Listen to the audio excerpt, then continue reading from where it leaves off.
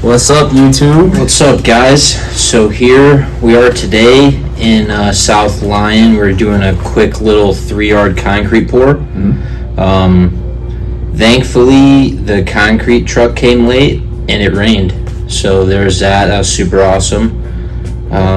So right now they're just basically, Max, you were driving the skid steer, so they were bringing the loads in bucket by bucket. How many yards are in that bucket? Absolutely. So our skid steer bucket is a half-yard bucket, but with concrete it's different. It's not much different. A cubic yard is a cubic yard, but we were only filling the bucket, I'd say, halfway, just because with liquid it's not solid. So when you turn and stuff, it'll slosh around, and you don't really want to be throwing concrete all over your customer's house. Yeah, so this is like probably like the middle of the pour. Absolutely, middle of the pour. I'd say we're about 2 yards in. Yeah, right now they're just pulling it back. There's a lot of it on the far left side of the patio. Absolutely. So we're doing this concrete pour so we can come back once it dries and lay some porcelain tile. We went ahead with the Unilock. I forget the name. It's called Arbor something. Arbor. You're right. It is Arbor something. It's not Arbor something, but it's Arbor something. Yeah.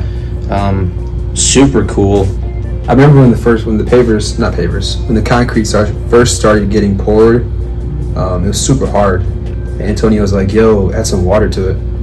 Absolutely. Yeah, so the concrete truck driver did ask me. We don't usually do concrete, so I don't know concrete terms, and he asked me, Gotcha. do I want a 6, 7, or 8? And I said, I don't know what the hell you're talking about, but give me some concrete. Yeah, so right here, this is like the end of the pour, and what happened is we had just enough concrete. Yeah. Like, if I spilled a drop, we would have been short a drop, but everything worked out perfect. So Jason's trying to, I think he told him, push some of it out. Yeah, scrape the chute clean. So this is a concrete chute, and this is what dispenses the concrete from the truck into whatever receptacle you're using, whether that be a concrete buggy, a wheelbarrow, a skid steer, or a cardboard box that you're just sliding around. You could use anything, but he's scraping all of the concrete off the chute to ensure that we get that last scoop that we need. Yeah, that guy's pretty cool. He told me he's been doing this for 34 years.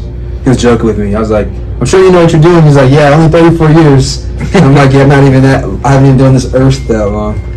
Yeah, so this is Moses finishing. What do you call this? Troweling? Again, we don't use concrete a lot, so this is foreign to us. Not a concrete guy. I know.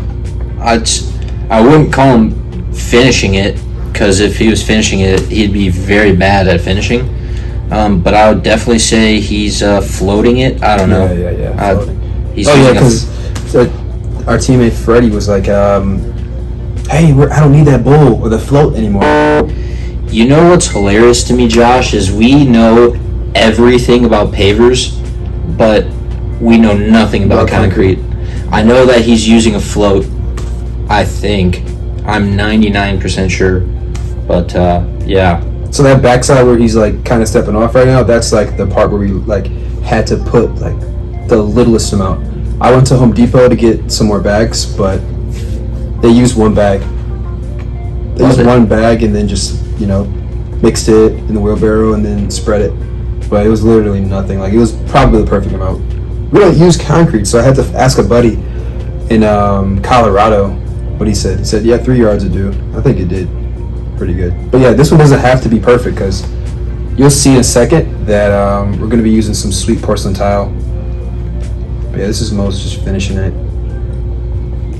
Also, if you guys are using concrete, you can use a soil calculator. I told Josh that we would use 3 yards, but he had to ask his friend anyway, so a soil calculator will work as well. I have the app on my phone. It's beautiful for when you have to try to figure out how much gravel you need at a site, or concrete, or topsoil, or whatever the case may be.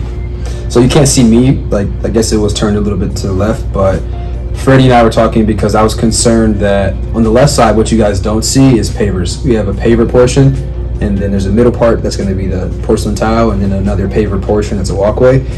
I was like, Freddie, dude, it's not the same level. I'm like, yo, what the heck? He's like, oh yeah, I know. I already, calculated the numbers to make sure it's right. So the porcelain tile is pretty thick. Like when I think porcelain tile, I always think bathroom. Here it goes right here. This Freddie, he was measuring like what he wanted the spacing to be. But yeah, guys, we appreciate you watching this video. And if you, your friends, your family, your dog, your cat are looking for an outdoor living space, give us a call today at 248-302-9175. Let's get you some brick pavers. Let's get you some porcelain tile.